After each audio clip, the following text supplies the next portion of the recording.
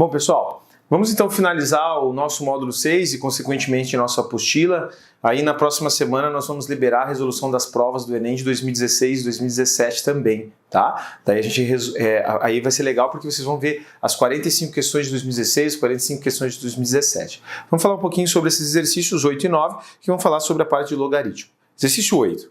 Em setembro de 1987, Goiânia foi palco do maior acidente radioativo ocorrido no Brasil, quando uma amostra de césio-137, removida de um aparelho de radioterapia abandonado, foi manipulada inadvertidamente por parte da população. A meia-vida de um material radioativo é o tempo necessário para que a massa desse material se reduza à metade. A meia-vida do césio-137 é 30 anos, ou seja, pessoal, o tempo T em anos tem que ser igual a 30 para que a massa inicial se reduza pela metade. Tudo bem? Isso aqui é a meia-vida. A meia-vida do césio ser 30 anos significa que se a gente substituir no lugar de ter o 30, a gente vai ter que ter um resultado de metade da massa inicial. Mas vamos lá. A meia-vida do césio 137 é 30 anos e a quantidade restante de massa de um material radioativo após T anos é calculada pela expressão m de T igual a vezes 2,7 kT, onde A é a massa inicial e K é uma constante negativa. Considere 0,3 como aproximação para log de 2 na base 10. Qual o tempo necessário em anos para que a quantidade de massa do césio 137 se reduza a 10% da quantidade inicial? Ó, vou pedir para você olhar para mim aqui então. Se nós precisamos saber a quantidade de tempo para que a massa inicial se reduza a 10%, a massa inicial está sendo representada por A. Tanto que se você colocar no lugar do T o zero, que seria o tempo zero, ou seja, a massa inicial, K vezes zero vai dar zero, qualquer número elevado a zero diferente de zero vai ficar igual a 1, 1 vezes A vai ser A, então a massa inicial é A. Então o que nós precisamos saber é o seguinte, qual é o tempo necessário para que a massa se reduza a 10%, ou seja, nós precisamos ter 10% de A igual a A vezes 2,7 elevado a KT. Só que nota o seguinte, pessoal, a gente só vai conseguir descobrir quem que é este T se nós soubermos quem que é o K. Por quê? O A que está multiplicando por operação inversa divide, então A dividido por A. Vai ficar 10 dividido por 10 vai ficar 1, 100 dividido por 10 vai ficar 10, igual a 2,7 elevado a KT. Olha para mim, K vezes T não está lá no expoente? Todo expoente desconhecido é chamado de logaritmo. Não se esqueçam, ó, lembra disso aqui, olha para mim, ó. Logaritmo de B na base A só vai ser x. Se acontecer o quê? Faz a operação inversa, ó. A elevado a x for igual a B. Base elevado ao logaritmo tem que ser igual ao logaritmando. Se isso acontecer, nós estamos falando de uma base, nós vamos encontrar então, vamos gerar na verdade uma equação exponencial. Se logaritmo transforma-se em equação exponencial, a equação exponencial pode transformar-se em logaritmo. Tanto que nesse caso, o que a gente vai ter que saber? Ó, K vezes T, que é o logaritmo, que é o expoente, vai ser justamente o logaritmo de quem? De 1 sobre 10, em qual base? Na base 2,7. Tudo bem? Professor, mas o que eu tenho que fazer então? Bom, a gente precisa saber quem que é o valor de K, porque se a gente souber quem que é o valor de K, o que vai acontecer? Ó, o T vai ficar igual a log de 1 sobre 10 na base 2,7 dividido por K. Professor, mas quem que vai ser o K? Então lembra do seguinte, olha o que está escrito no enunciado. O tempo de meia-vida do césio 137 vai ser de 30 anos. Ou seja, se quando eu colocar no lugar do T o 30, o valor de A tem que se reduzir para A sobre 2. Isso que é o tempo de meia-vida. Então, quando eu substituir no lugar do T o 30, vai ficar A sobre 2. Ou seja, vai ficar A vezes 2,7 elevado a KT, que vai ficar igual... KT não, né? K vezes 30, que vai ficar igual a quem? Vai ficar igual a A sobre 2. Vamos lá. O que vai acontecer? Vou pegar um pedaço de giz aqui. O que vai acontecer? Esse A que está multiplicando por operação inversa divide, então esse A simplifica com esse. Então vai sobrar para nós 2,7 elevado a 30 vezes K, que é igual a meio. O que significa que, ó, quem está no expoente? 30 vezes K. Se 30K está no expoente, ele é o logaritmo. 30K é o logaritmo de meio na base 2,7. Esse 30 que está multiplicando, dividir por 30 é a mesma coisa que multiplicar por 1 sobre 30. Então fica K igual a 1 sobre 30 vezes logaritmo de meio na base 2,7. Propriedade de logaritmo, olha que importante. Propriedade de logaritmo, esse número que está multiplicando à frente de logaritmo vai para o expoente, ou seja, o k vai ficar igual a log, presta atenção, de meio elevado a 1 sobre 30, em qual base? Na base 2,7. Professor, mas se k é log de meio elevado a 1 sobre 30 na base 2,7, substitui aqui, ó. Vai ficar log de meio elevado a 1 sobre 30 na base 2,7. Agora você vai prestar atenção no que eu vou falar. Mudança de base de logaritmo. Mudança de base de logaritmo diz o seguinte, ó, se eu tenho divisão de dois logaritmos e a base é a mesma, base 2,7, base 2,7. Então, se eu estou dividindo dois logaritmos e a base é a mesma, eu posso escrever isso aqui como sendo log, presta atenção, log de 1 sobre 10, em qual base? Na base na base meio elevado a 1 sobre 30. Professor, mas o que eu vou fazer com isso? Ó, de novo, t igual a log de 1 sobre 10 na base meio elevado a 1 sobre 30. Professor, mas aqui a base era 2,7 eu pude fazer isso, eu posso mudar tudo para a base 10? Exatamente, agora você vai fazer o caminho contrário da mudança de base. Como assim caminho contrário? Olha como é que vai ficar isso aqui. t igual a log de 1 sobre 10 na base 10, não precisa colocar quando a base é 10, lembra disso? Dividido por log de 1 sobre meio elevado a 1 sobre 30. Como é que vai ficar a conta agora, Suzuki? t igual a log de 10, olha como é que vai ficar, log da divisão. Lembra disso? Log de 1 dividido por 10 é log de 1 menos log de 10, dividido. Aqui como é que vai ficar? Esse 1 sobre 30 que está dividindo, esse 1 sobre 30 que está no expoente, ó, 1 elevado a 1 sobre 30 vai dar 1. 1 elevado a qualquer expoente dá 1. Então isso aqui vai ficar log de 1 menos log de 2 elevado a 1 sobre 30. Só que se esse 1 sobre 30 é o expoente, ele pode multiplicar a frente do logaritmo. Então fica 1 sobre 30 vezes o log de 2. Tudo bem, pessoal? Ó, de novo, esse 1 sobre 30 que é o expoente vem para o 1 e vem para o 2. 1 elevado a 1 sobre 30 é 1, então fica log de 1.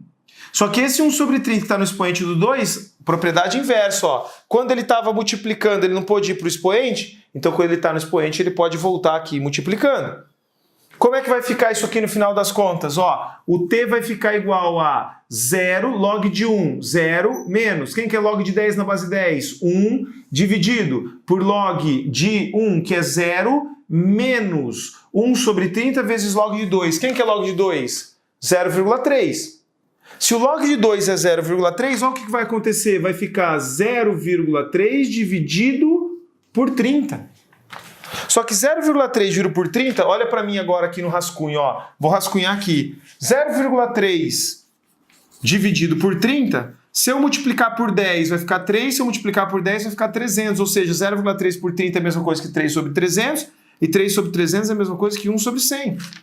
Ou seja, no final das contas, como é que vai ficar esse t? 0 menos 1 fica menos 1, sobre 0 menos 1 sobre 100 fica menos 1 sobre 100. Presta atenção. Dois números negativos sendo divididos, qual que é o resultado? Positivo. Então vai ficar 1 dividido por 1 sobre 100. Conserva a primeira, que é 1, multiplica pelo inverso da segunda. Qual que é o inverso? 100 sobre 1. Ao invés de 1 sobre 100, vai ficar 100 sobre 1. E uma vez 100 sobre 1, vai ficar no final das contas só quem? Só o 100. O t é igual a 100, e se o t é igual a 100, a alternativa correta nesse caso vai ser a letra E. O que eu quero chamar a atenção de vocês, pessoal? Quando nós estamos fazendo um exercício do Enem, professor, esse exercício é dificílimo? Não. Mas ele é super fácil? Não. Você vai encontrar exercícios mais fáceis do que esse no Enem? Basicamente, numa prova, quase todos. Talvez esse seja um dos exercícios, se não for, na minha opinião, mais difícil da prova de 2013. Você precisa gabaritar? Você pode, seria legal. Mas entre você gabaritar o Enem, ou você arriscar gabaritar e de repente, porque arriscou fazer um exercício como esse, você não tem tempo de terminar outros 5, 6, 7, é bobeira. Então pensa comigo, se para fazer esse exercício você vai gastar tanto tempo, que isso vai fazer você não ter tempo para resolver outros 5, 6, 7, 10 exercícios, não compensa fazer isso no meio da prova. Um exercício como esse é para você deixar para o final da prova. Tudo bem? Eu vou apagar aqui, enquanto isso a gente já vai lendo o enunciado do exercício para a gente encerrar o exercício 9. Então vamos lá, exercício 9. Um engenheiro projetou um automóvel cujos vidros das portas dianteiras foram desenhados de forma que suas bordas superiores fossem representadas pela curva de equação y igual a log de x, conforme a figura. Para um pouquinho o enunciado, olha para mim, depois a gente volta lá. O que ele falou que esta curva aqui é o y igual a log de x. Presta atenção um pouquinho, porque isso vai matar o exercício para nós. Se essa curva que eu estou passando aqui com giz é o y igual a log de x, se ele falou que essa distância é n, e olha o que eu fiz, coloca na sua apostila aí. Eu coloquei isso aqui como sendo um k, uma constante. Então, se isso aqui é k, presta atenção, quanto que é o log de k? Quando no eixo x eu colocar o k, você vai vir aqui, esse aqui vai ser o log de k. Então, esse pedaço é o log de k. E se esse pedaço é o log de k, olha para mim, quando você tiver aqui, ó, esse pedaço é k, esse pedaço é n. Então, tudo isso aqui, ó, k mais n. E se aqui é k mais n, log de k mais n vai ser esse pedaço aqui. Então, esse tamanho vai ser log de k mais n. Tudo bem? Vamos continuar lendo o enunciado. A forma do vidro foi concebida de modo que o eixo x sempre divida ao meio a altura h do vidro e a base do vidro seja paralela ao eixo x. Obedecendo a essas condições, o engenheiro determinou uma expressão que forneça a altura h do vidro em função da medida n da sua base. A expressão algébrica que determina a altura do vidro é... Agora olha para mim, olha para mim. Ele falou que o eixo x vai dividir a altura h exatamente no meio, por isso que na sua figura tem esse tracinho aqui, ou seja, esse pedaço é igual a esse. Olha que maravilha. Se esse tamanho é exatamente o mesmo que esse tamanho, como no eixo x aqui, ó, para cima do eixo x para baixo, isso aqui é positivo, isso aqui é negativo, por exemplo, tá? Se aqui for 10, aqui é menos 10, se aqui for 5, aqui é menos 5, se aqui for x, aqui é menos x. Se aqui for m, aqui é menos m. Ou seja, se eu somar esse pedaço com esse, tem que dar quanto? Vamos por 10 mais menos 10, 0. 5 mais menos 5, 0. X mais menos x, 0. Por isso que eu escrevi log de k mais n, que é esse pedaço, somado com log de k, que é esse pedaço, igual a 0. E isso aqui vai ser muito bom para nós, porque soma dos logaritmos fica como? A soma dos logaritmos é igual ao logaritmo do produto. Então fica log de k mais n vezes k, multipliquei, na base 10 vai ficar igual a 0. Só que quanto que é 10 elevado a 0?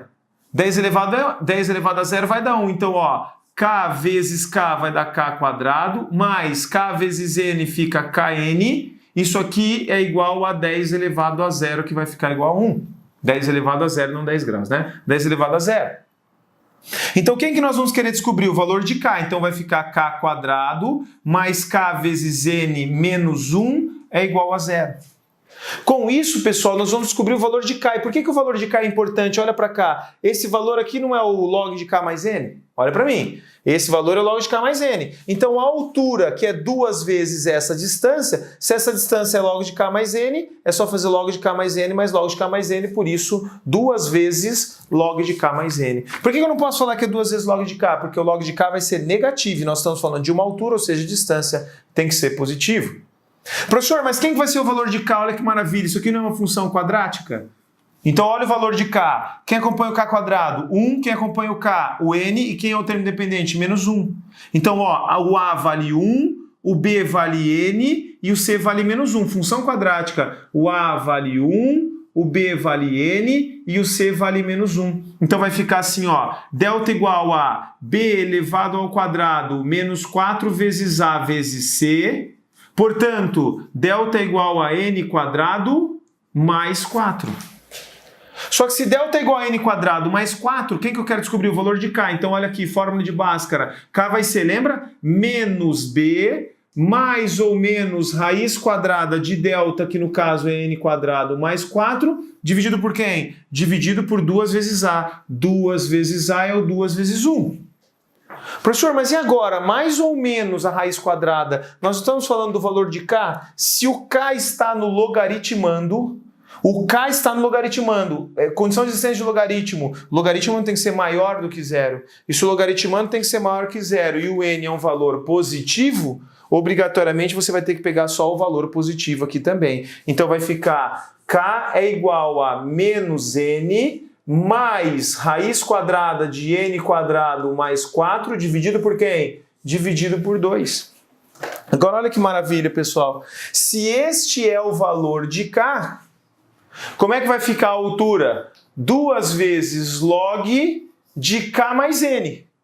Então olha quem que é o valor de k. O valor de k é menos n mais raiz quadrada de n quadrado mais 4 dividido por 2. Isso tem que somar com n. Olha para mim agora. Se isso tem que somar com n, 1n é a mesma coisa que 2n sobre 2. Eu vou tirar o mínimo.